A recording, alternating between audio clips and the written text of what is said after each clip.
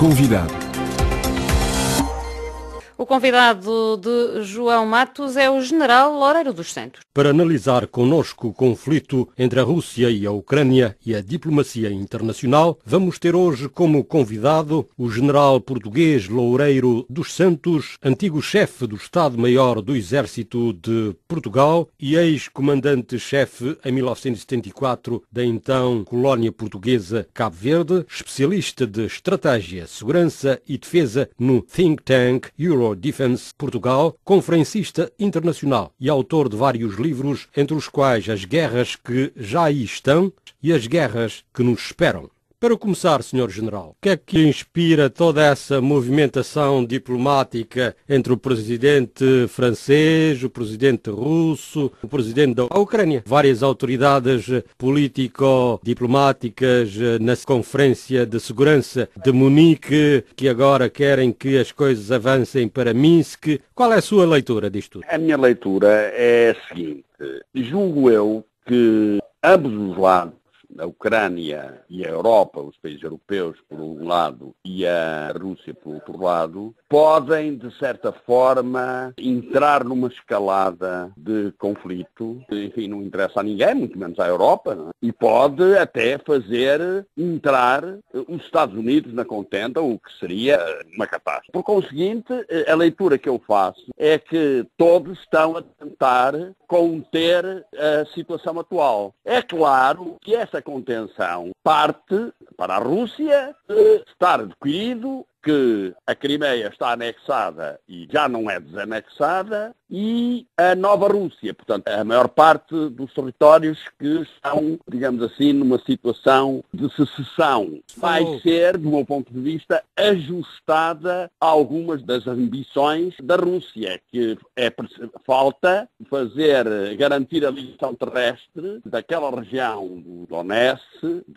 com a Crimeia, e para isso é necessário tomar conta, controlar a cidade de Mariupol. Portanto, eu julgo que esta é a situação que a Rússia pretende. Que o Ocidente, desde que consiga convencer a Ucrânia de ceder alguma autonomia, tipo federação assimétrica a essa região, permitindo-lhe que ela fique com umas ligações mais fortes à Rússia, eu julgo que será a solução que impedirá aquilo que pode vir a ser uma catástrofe. Mas o presidente ucraniano Poroshenko insistiu nesta cimeira de segurança em Munique em querer armas dos americanos. Sim, esse problema está posto na mesa, porque se de facto não se encontrar a solução pacificamente, os americanos já declararam que estão disponíveis para conceder à Ucrânia armamento letal, apoio com armamento letal. Já lhes forneceu algum material não letal, como instrumentos de visão noturna e outras coisas, mas está disponível para lhe oferecer armamento com maior capacidade, armas de repetição, talhadoras, mísseis, etc. O que levaria a uma grande escalada. Eu penso que exatamente esta oferta pública, o anúncio público, é, digamos, uma tentativa de dissuadir a Rússia e faz parte da mesma manobra, portanto é uma ação, faz parte da mesma manobra diplomática de tentar congelar a atual situação. Mas a Rússia está neste momento em posição de força. Portanto, pode exigir muitas coisas tanto à União Europeia como à Ucrânia. Sim, vai exigir, mas eu julgo que a União Europeia não tem alternativa, porque não tem capacidade sequer militar para dissuadir qualquer ação russa, e os Estados Unidos, desde que não ultrapasse aquela zona, também não vai. Aliás, os Estados Unidos já declararam, o Presidente Obama já declarou, que a Ucrânia não pertence à NATO, o que significa que, por causa da Ucrânia, não intervirá diretamente. Pode mandar armamento, e nessa altura seria uma intervenção indireta, mas diretamente não penso que os Estados Unidos estejam disponíveis para isso. Já agora, mesmo aqui na Europa, a Alemanha e a França, agora dizem que a Ucrânia não tem condições de entrar na União Europeia nem na NATO. Sim, eu acho que seria um erro estratégico de grande dimensão fazer isso, porque o não fazer isso, o facto da Ucrânia não entrar é a possibilidade de arranjar uma solução pacífica, criando ali uma zona neutra, digamos assim. Portanto,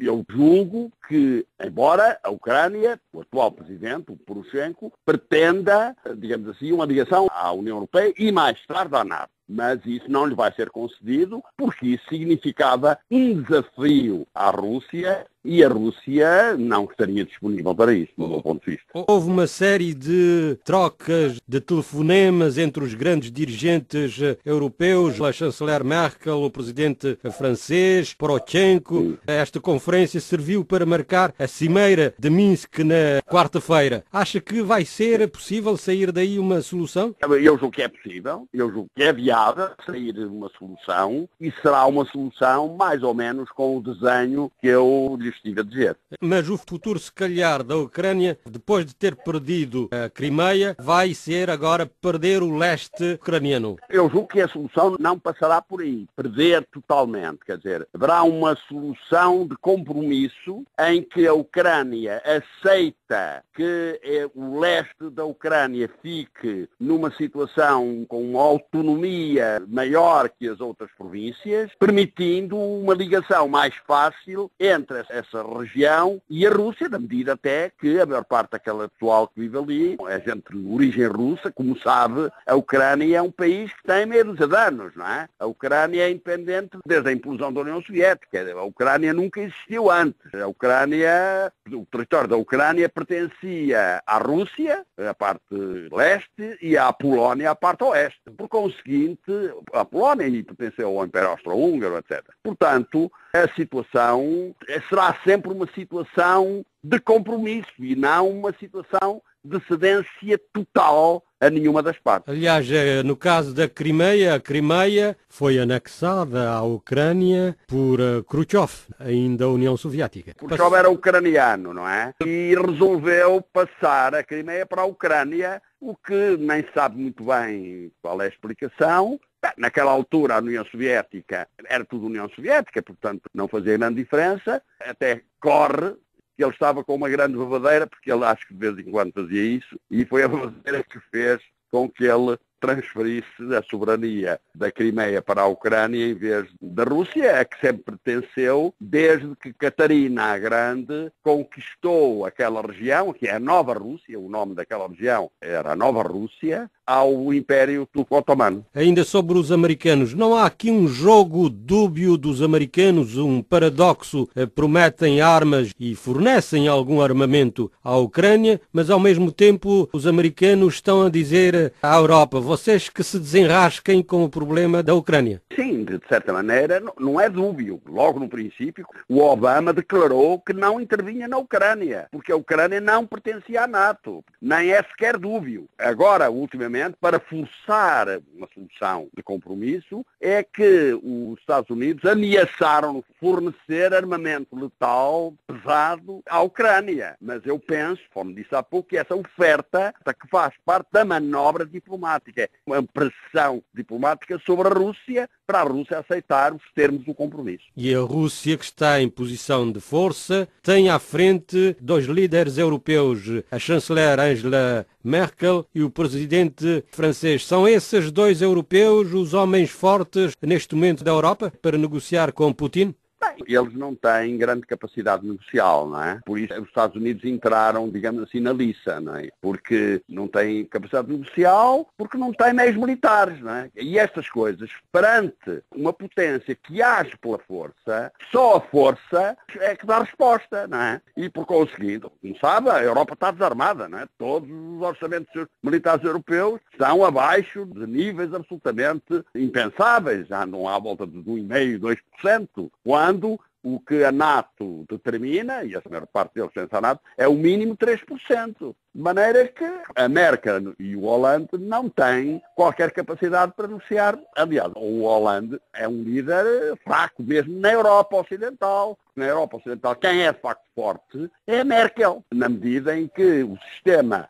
da União Europeia, com a implantação do euro, transformou-se num espartilho de toda a Europa, beneficiando Berlim. E Putin? Putin defende precisamente a arma da guerra. Tem uma postura de Nicolau I, que é o seu modelo. Sim, ele faz isso, é um líder muito determinado, já mostrou que está disponível para usar a força para atingir objetivos políticos e não vai parar aqui.